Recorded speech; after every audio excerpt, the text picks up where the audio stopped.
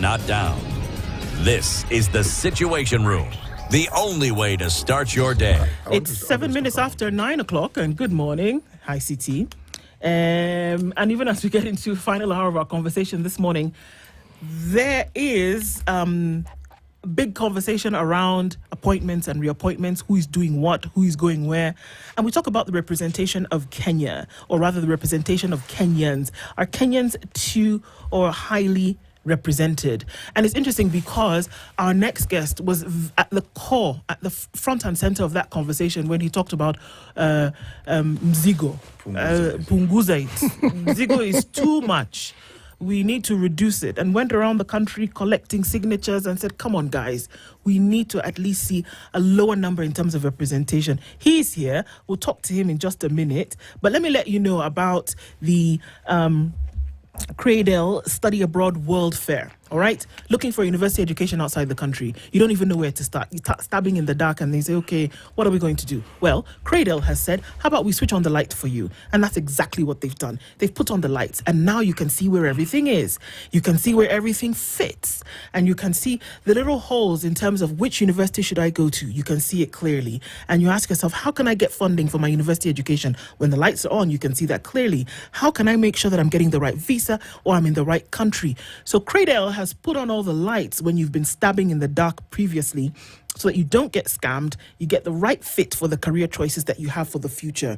And all of this comes in the Cradle Study Abroad World Fair that takes place on Saturday, the 31st of August, from 11 a.m. to 4 p.m. at the Gallant Mall in Parklands. Universities will be there from the US to New Zealand to Cyprus to Germany, across the world. And these university representatives will be there to have a chat with you. So you can come on down, talk to them, find out where they've put on the light and what fits where for you. Don't get scammed.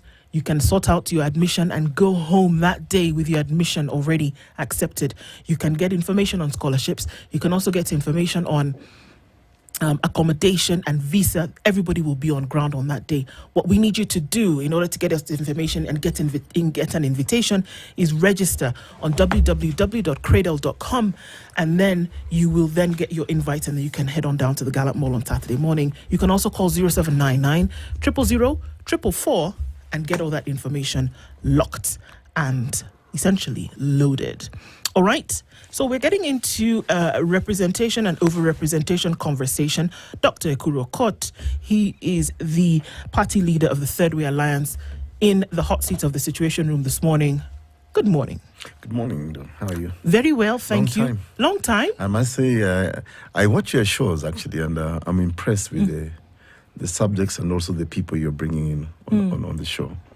It's shaping up a conversation that is long overdue. Asante sana. I mean, that's one of the things that we try to do, isn't it? To set agendas and say, let's have these important conversations. It's necessary to have them. They will be uncomfortable sometimes. Yep. They will, ruffle feathers sometimes, but it's necessary to have.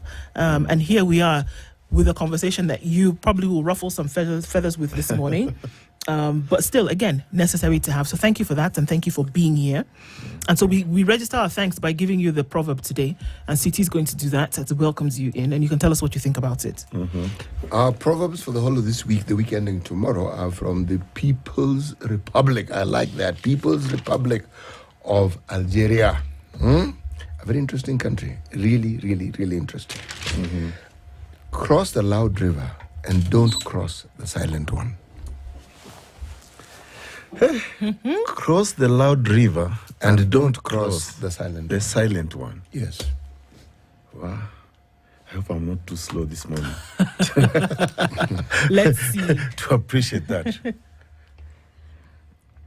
I think my thinking is that when you are saying in a difficult situation, or you're in a crisis situation, how you navigate yourself out of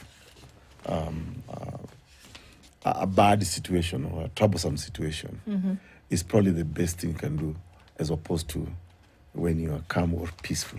I don't know. This is the beauty of asking people to give you their opinion, because you will hear of interpretation you would not have thought on, and it's wonderful. Thank you. The human mind is an amazing It's a thing. good interpretation. Thank you. It is. But what did they mean, the people of Algeria?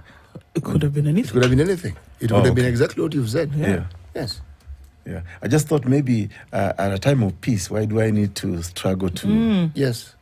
but when the river is so loud and I'm challenged, that's when the real need to do human something. challenges. Precisely. Yeah. I cannot tell you what the Algerians meant. I can tell you how I see it. That's the best I can do. Yes. Okay. It's audible. Yes, you are. You're fine. Okay. So, even as we get into this, let's just do a little bit of background. When we talk about representation and over-representation, reappointments and appointments in this country, all pointing to representation. Because one would assume that you're either representing a person or you're representing an idea for the fostering of government in this country. Or representing a region. There you go. This is coming off of the president about a month ago in a repetitive nature where he spoke about austerity measures being brought into the country, number one. Number two, cutting, and along those lines, cutting, coats according to your cloth size. But then in a very short period of time, we see that this has gone against the words that he had spoken before. We saw a cabinet dissolved, abolished, whatever word you want to use. And then very many individuals in that cabinet came back. And then we see other individuals who are cabinet ministers now being appointed in the positions of advisors. And of course, the rumor mills are a-buzzing about what can happen with permanent secretaries in the future to appease. Because I would need somebody to convince me that it was not for appeasement. Okay. What is happening, and are we seeing a situation whereby the overrepresentation, which your party a few years ago was very insistent on to say no, we don't have to spend this kind of money for Kenyans to be represented. We don't have to spend this kind of money on elections, for example. We don't have to spend this kind of money. What are we looking at right now if we look at the whole picture of what's happening in Kenya as pertains to this representation issue? I think first of all, I hope Kenyans are actually watching, and I hope they are learning a lot of lessons, especially even coming from just what the Gen Z's revolution or revolt was all about, and that we should carry this over to the next stage of electing our representatives. You're right. Kenyans are overrepresented. And we did a quick study 5 years ago in 2018 when we brought the Punguza Mizigo Constitutional Amendment Bill that was targeting to reduce the cost of our governance and also reduce representation, go for a lean government, and then redirect those resources that we are spending on representation to basic services. And we challenged Kenyans that at independence, we talked of eradicating at least three things: poverty, ignorance, and what? And it was health, education, and ignorance. So, and we feel that a lot of money today is actually going into recurrent expenditure, because that's a fact. Yeah. Even the county governments today, despite devolution being one of the brilliant ideas Kenyans came up with, a lot of money is going into recurrent expenditure, not development, to address those independent promises. Yeah. So what has gone wrong? What has gone wrong over the years and over the decades is that government has become a business, and there is capture of the state by a few individuals. And that's why you'll find these few individuals have become the fixtures in our public institutions. Today, it's like we cannot speak about Kenya without mentioning certain names. They must be in government. Yeah. So, for example, the recent appointments, and I'll come to the question of the president dissolving or sacking his entire cabinet, But look at the people he appointed from the opposition. There have been governors, Yes. for at least 10 years, talking about Oparanya, Hassan Joho. Mbadi's been an MP, I don't know for how many years, 15 years. Opio Wandai. Opio Wandai, the rest. So there are people who have had privileges. They have had opportunity to actually serve the country and serve Kenyans. But again, if you really analyze, it's like you'll say, okay, fine. The appointment of these people, bringing them into government. What transformational agenda or change can I associate them with when they were governors, when they are members of parliament, whatever the case may be? They said Oparanya was one of the best-serving governors in Kakamega County. We saw many things happen. Yeah, but we also know that EACC is actually was investigating him for theft of money. That we also know. I don't know whether that was... the ODPP dropped the charges. Well, conveniently, just like they dropped many other charges, not only Oparanya. But now, let's go to the question of appointment. The president resolving of his cabinet. You see, one of the things in our constitution, under Article 10, is accountability. Yeah. Now, did the president give an explanation to the country why he fired his entire cabinet? In the Gazette? He never gave any explanation. I don't know. I didn't see a reason why I'm dissolving. Is it because I lack confidence in you anymore? Or is it because you are not delivering anymore? You know? And then secondly, now on reappointing some of the cabinet members, he did not explain, for example, why he did not reappoint the others. So is it, for example, an indictment of the ones that have not been reappointed, who were previously in the cabinet? And what is so special about the few that he reappointed from the previous cabinet that he dissolved? So he ought to have given an explanation. He did. Okay. In the Gazette notice. In the Gazette notice, he talked about mismanagement. He talked about, It was general, but he did state. lack of accountability. He did not state that he was preferring each issue to a particular individual, but he kept it round. In the Gazette notice, he mentioned lack of transparency, mismanagement, lack of accountability, etc., etc. And on these grounds, then I, as the president, have chosen to send everybody home. I mean, I'm paraphrasing, but that was the main gist of the notice. Do you honestly buy that? What else is for sale? I mean, this is Yeah, what else are you offering? What else are you offering? Let's see if we can purchase. You see, and of course, that again takes us to the point I made earlier. That, okay, fine. If it was mismanagement, lack of transparency, and then I'm dissolving the entire cabinet, meaning all of them were not transparent, were not accountable. But then you reappointed people from the same group that you had said were not accountable, were not transparent. But you never gave explanation. What's so special? For example, about my brother Haden Dwale, my sister Soipan Tuya, and Kindiki Kiture. Nothing personal, but at least that explanation, that accountability is what our constitution requires of a president, requires of anybody holding public office. That was not given. So it was, in my view, political expediency. And right now, I mean, people would not say this, but, since we're in the situation room and we can always speak our mind, there's a lot of disquiet among those people who are not reappointed. And there's a lot of lobbying that, okay, at least tupatie kama atakanikamba senatorial position nini. Shouldn't there be, though? Imagine if you were in a group of 24, 25 people and then everybody was sent home and then certain numbers from that group then came back and then we're seeing murmurings. Surely, would you not complain and say, hang on a minute, you are accountable and I am not? Back?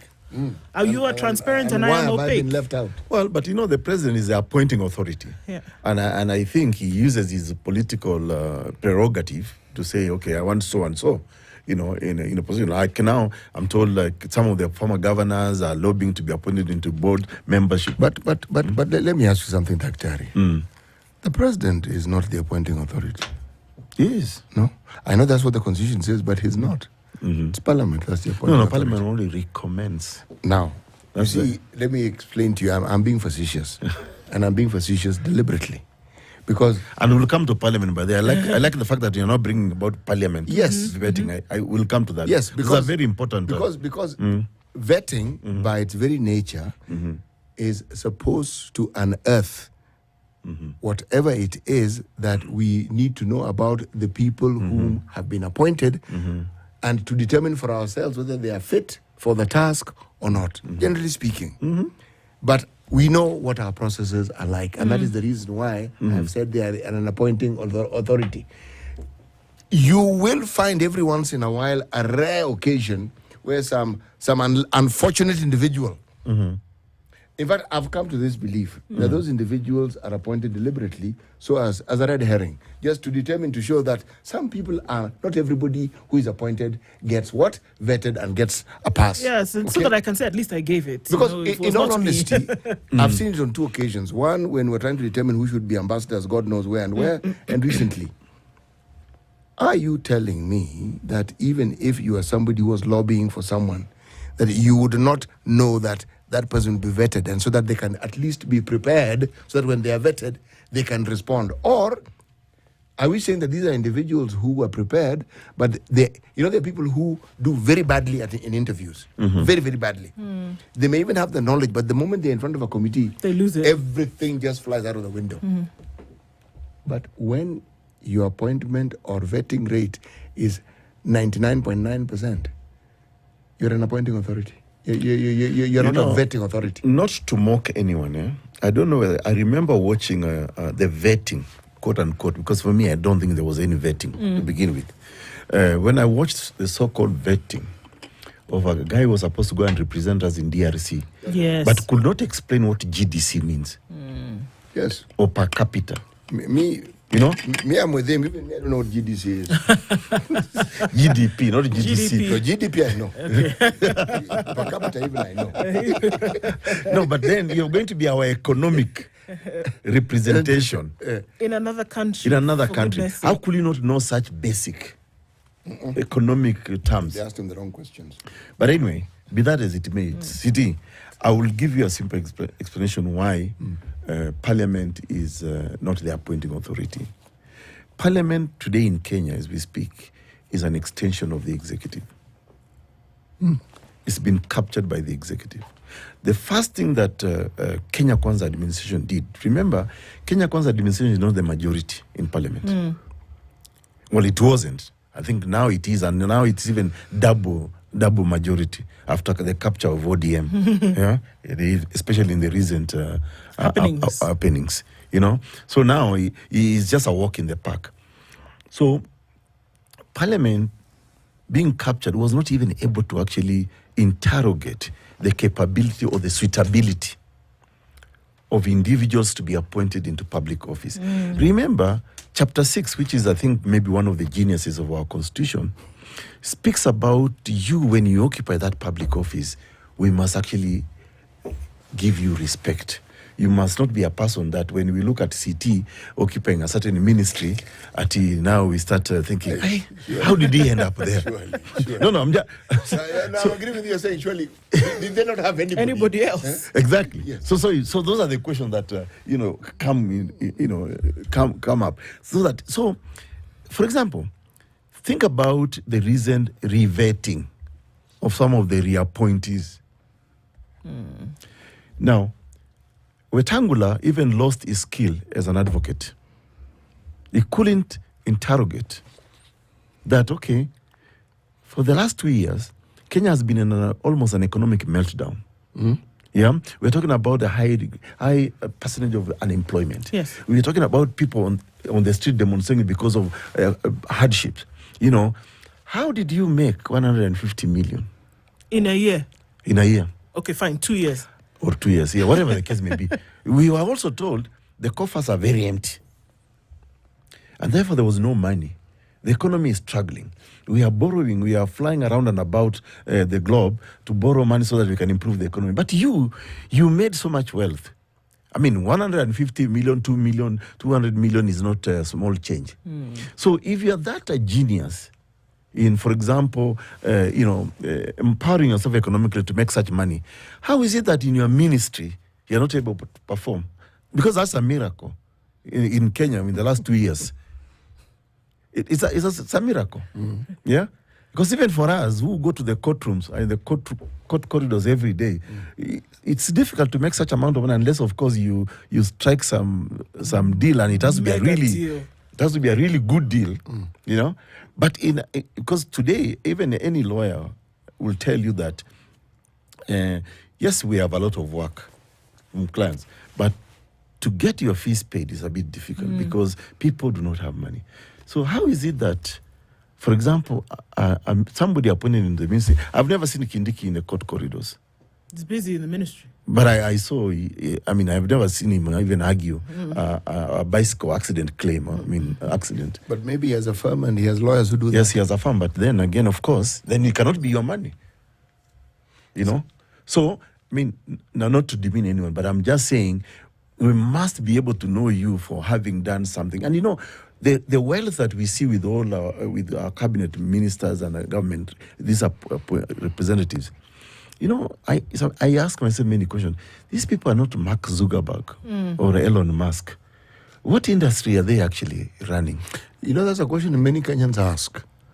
Now, when you had a manifesto, one of the things that what the manifesto was known for was very simply put, you wanted a lean, effective, efficient government. Yeah. Okay? Absolutely. Now, tell me, in a situation such as the one we find ourselves in now, Dr. Ari, what would you have prescribed that we do? You see, I use for a simple example. As a president, Kenyans have provided me with a free house, big, security, motor vehicles, Free to you, you don't have to pay for it because Kenyans have paid for it. Kenyans are paying for it. Yes. So why should I be paid 2 million Kenya shillings or even more? Or allowances when I travel?